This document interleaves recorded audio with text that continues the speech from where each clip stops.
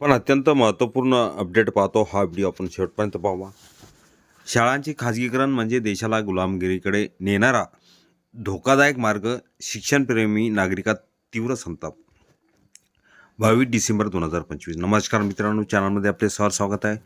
तत्पूर्वी आपण नवीन असाल चॅनलला आत्ता सबस्क्राईब करा, समोरील बेल आयकॉनला क्लिक करा. निश्चितच नवनवीन अपडेट आपल्यापर्यंत सहज पोहोचतील. महत्त्वपूर्ण अपडेट आपण पाहणार आहोत. हा व्हिडिओ आपण शेवटपर्यंत पाहावा. राज्यातील आणि देशातील शैक्षणिक धोरणाबाबत सध्या गंभीर चिंता व्यक्त केली जात असून सरकारी शाळांच्या खाजगीकरणाच्या निर्णयाविरोधात शिक्षक, विद्यार्थी, पालक आणि समाजातील विविध घटकांमध्ये अस्वस्थता पसरली आहे. शाळांचे खाजगीकरण म्हणजे देशाच्या उज्ज्वल भविष्यासाठी घातक असून ही वाटचाल गुलामगिरीच्या दिशेने नेणारी आहे, असा ठाम आरोप सामाजिक कार्यकर्ते आणि शिक्षण क्षेत्रातील जाणकारांकडून केला जात आहे. शिक्षणापासून वंचित ठेवल्यास देश गुलाम होतो. इतिहास साक्षी आहे की एखाद्या देशाला युद्धाने हरवण्यापेक्षा शिक्षणापासून वंचित ठेवले तर त्या देशाची पिढ्यानपिढ्या गुलामगिरी निश्चित होते. सध्याच्या धोरणामुळे गरीब, वंचित आणि बहुजन समाजातील मुले शिक्षणाच्या मुख्य प्रवाहाबाहेर फेकली जाण्याची भीती व्यक्त केली जात आहे. शिक्षण हे गुलामगिरीच्या बेड्या तोडणारे आणि सर्वात प्रभावी शस्त्र आहे, असे डॉक्टर बाबासाहेब आंबेडकर यांनी स्पष्टपणे सांगितले होते. शिक्षण हक्क कायद्याला छेद. भारतीय राज्यघटनेतील कलम 45 आणि शिक्षण हक्क कायदा 2009 नुसार 14 वर्षाखालील प्रत्येक मुलाला मोफत व सक्तीचे शिक्षण देणे हे सरकारचे बंधनकारक कर्तव्य आहे. मात्र 62,000 जिल्हा परिषद शाळांचे खाजगीकरण करण्याचा शासन निर्णय म्हणजे या कायद्याच्या मूळ उद्देशालाच हरताळ फासल्यासारखे असल्याची टीका होत आहे.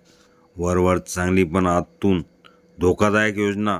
खाजगी भागीदारातून शाळा सुधारण्याचा दावा केला जात असला तरी ही योजना पुढे जाऊन सरकारी शाळांचे पूर्ण खाजगीकरण आणि मोठ्या शुल्काची आकारणी करण्याचा मार्ग मोकळा करेल, अशी भीती व्यक्त केली जात आहे.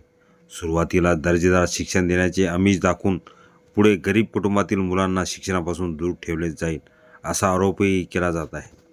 बहुजन समाजावर थेट आघात.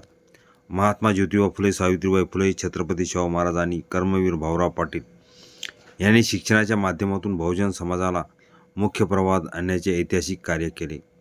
मात्र सध्याची खाजगीकरणाचे धोरण म्हणजे त्याच ऐतिहासिक वारशावर घाला घालण्याचा प्रयत्न असल्याचे मत व्यक्त केले जात आहे. शिक्षकांच्या नोकऱ्यावरही संकट.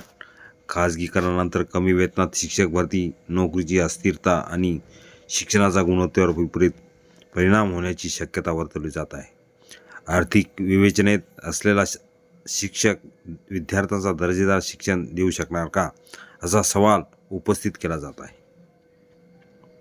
आंदोलनाचा इशारा. शिक्षण तज्ज्ञांचे मत आहे की देशाला खऱ्या अर्थाने विश्वगुरू बनवायचे असेल तर मोफत शिक्षण आणि मोफत आरोग्य या सेवा ह्या प्राथमिक गरजा आहेत.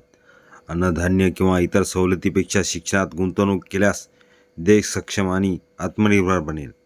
यासाठी शिक्षक, विद्यार्थी आणि सर्वसामान्य नागरिकांनी एकत्र येऊन शाळांच्या खाजगीकरणाविरोधात रस्त्यावर उतरावे, अशी जोरदार मागणी होत आहे. हा व्हिडिओ उपयोगी वाटला तर लाईक, शेअर आणि अखिल तांबूसर क्लासेस चॅनलला सबस्क्राईब करा.